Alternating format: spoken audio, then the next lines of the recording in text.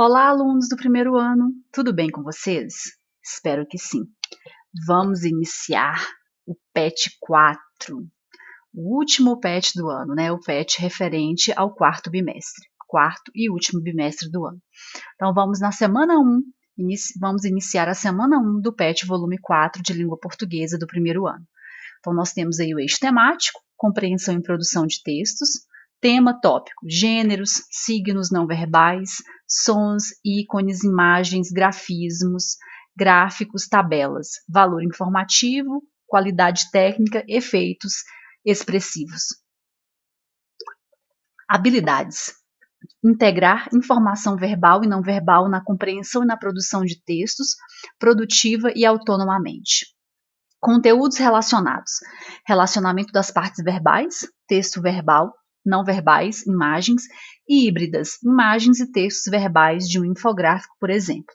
Então, nós temos aí a linguagem híbrida, que é a linguagem que engloba o texto verbal e o texto não verbal, né? A linguagem verbal e a linguagem não verbal, que compõem um texto de divulgação, identificando a relação de sentidos que estabelecem entre as partes. E nós temos aí a interdisciplinaridade física, já que a gente vai trabalhar um texto icônico verbal, que é um relato de experimento científico, né? Então, vamos lá. Então, o tema, né, é texto icônico verbal, parte 1. Querido estudante, chegamos ao quarto bimestre. Queremos parabenizá-lo por sua dedicação e esforço. Neste volume do Plano de Estudo Tutorado, PET, vamos propor a leitura de alguns gêneros icônico-verbais para que você possa perceber como palavras combinam com imagens na construção dos sentidos. Nesta primeira semana, você vai correlacionar um relato de experiência científica e uma tirinha. Ao ler esses textos, faça-o com muita atenção, observando especialmente sua finalidade e as imagens que os compõem. Boa semana de estudos. Então, vamos lá, né? Apresentação. Texto icônico verbal. No nosso dia a dia, lidamos com diversos gêneros textuais e suas intenções comunicativas, e atualmente já não prevalece a ideia de que um texto é composto unicamente do signo verbal. As imagens dizem do contexto em que estão inseridas, possuindo muitas vezes funções distintas das palavras.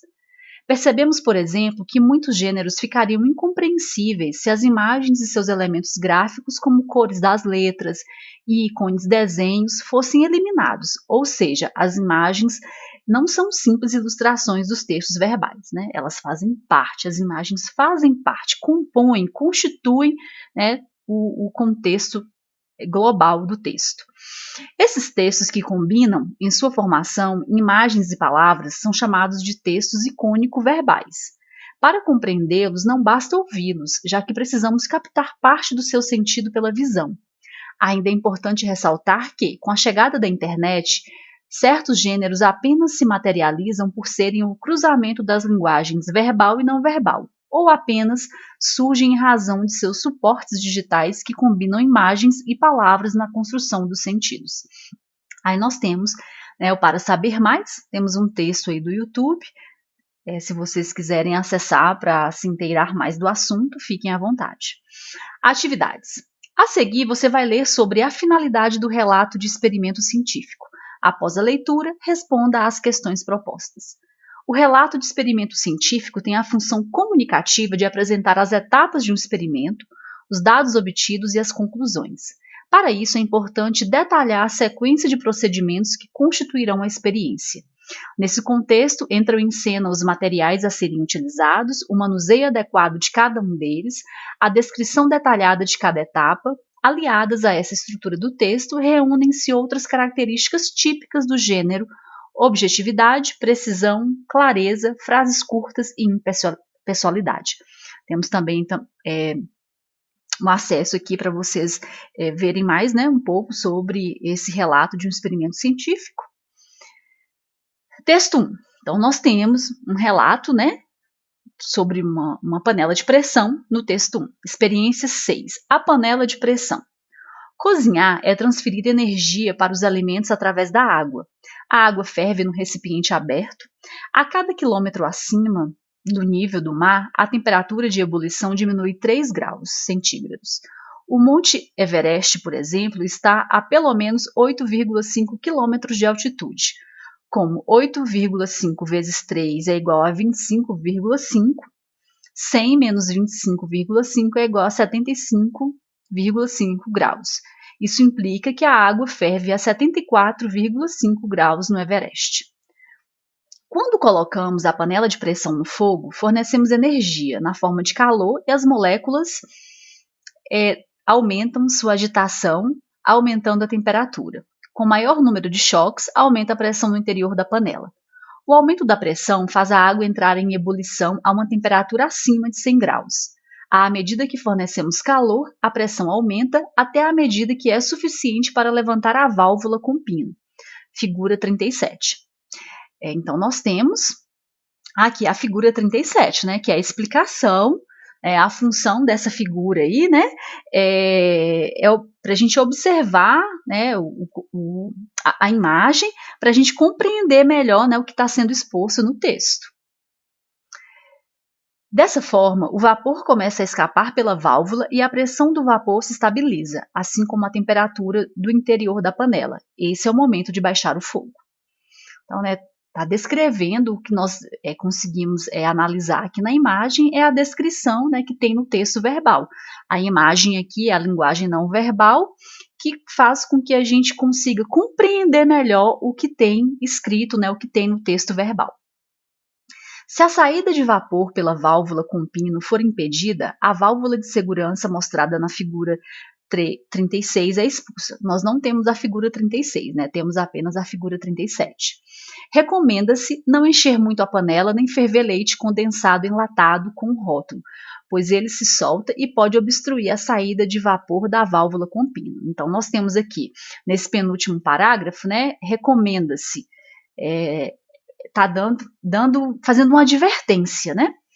Cuidado ao abrir a panela, pois é muito mais grave se queimar com vapor do que com a água à mesma temperatura. Outra palavrinha também que nos dá uma certa advertência é cuidado.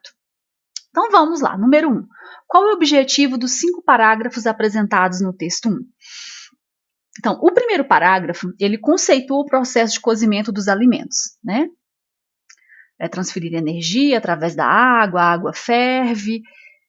É como se estivéssemos falando aí, né, qual que é a temperatura aí, né, do processo de cozimento dos alimentos. O segundo e o terceiro parágrafos descrevem o funcionamento da panela de pressão, né? O segundo e o terceiro descreve aí esse funcionamento da panela de pressão. E o quarto e o quinto parágrafos complementam as instruções de uso e funcionamento da panela e adverte sobre os riscos durante o uso.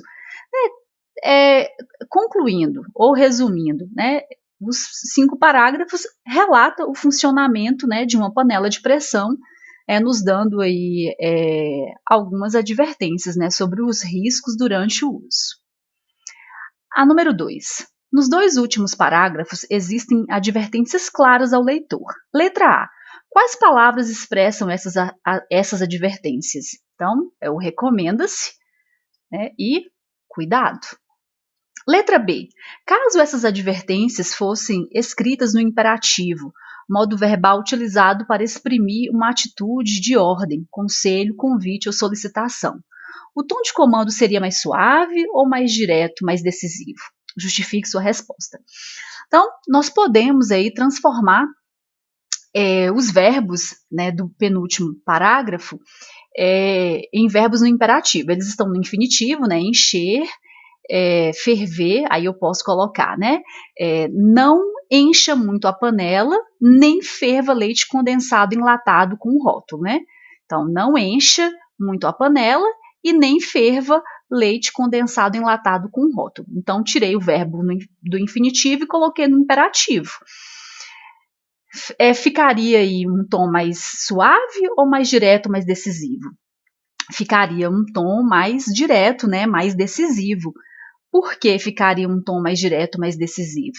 Porque o verbo no imperativo, ele nos dá essa função de exprimir ordem, apesar de que eu posso também usar o verbo imperativo para fazer uma solicitação, um convite, um conselho, mas desde que eu use um por favor, né, eu use uma palavra que amenize aí essa ordem direta.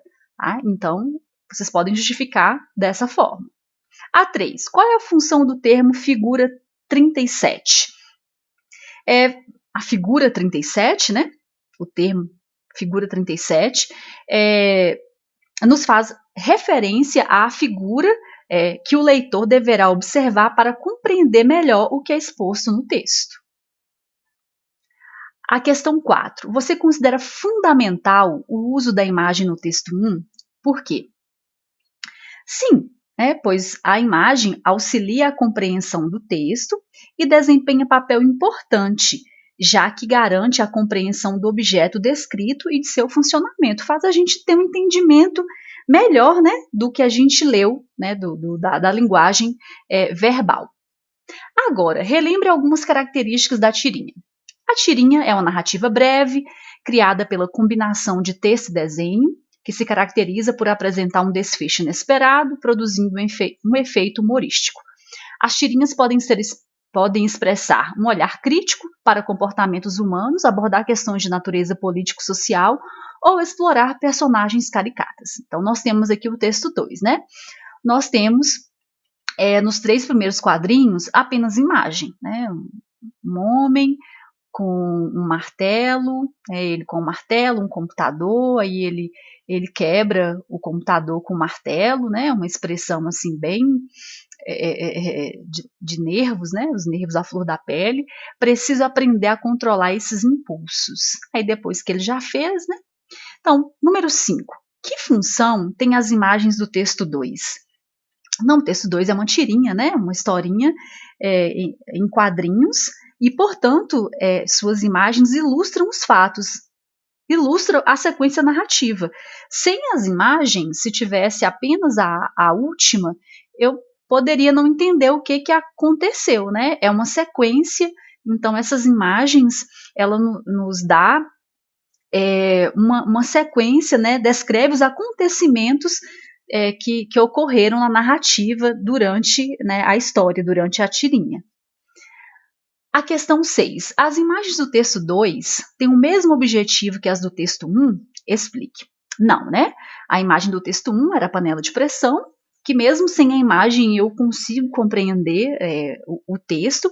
Já as imagens do texto 2, é porque no texto 1, né, o uso da imagem auxilia a compreensão. Mesmo sem ela, eu conseguiria entender o texto. Já no texto 2, elas são essenciais e estão ligadas ao texto verbal, a ponto do texto não poder constituir-se sem elas, né? Se tirar as imagens, o que ficar por último aí, que é o que tem a escrita, a gente vai ficar sem entender realmente o que aconteceu. Então, finalizamos, né? Nós temos aqui uma referência, vocês podem depois consultar para entender melhor o assunto, né? Para se inteirarem melhor do assunto. Então, terminamos a semana 1 do PET volume 4 de língua portuguesa do primeiro ano. Espero ter contribuído com a aprendizagem de vocês. Fica aqui meu forte abraço e até a próxima semana.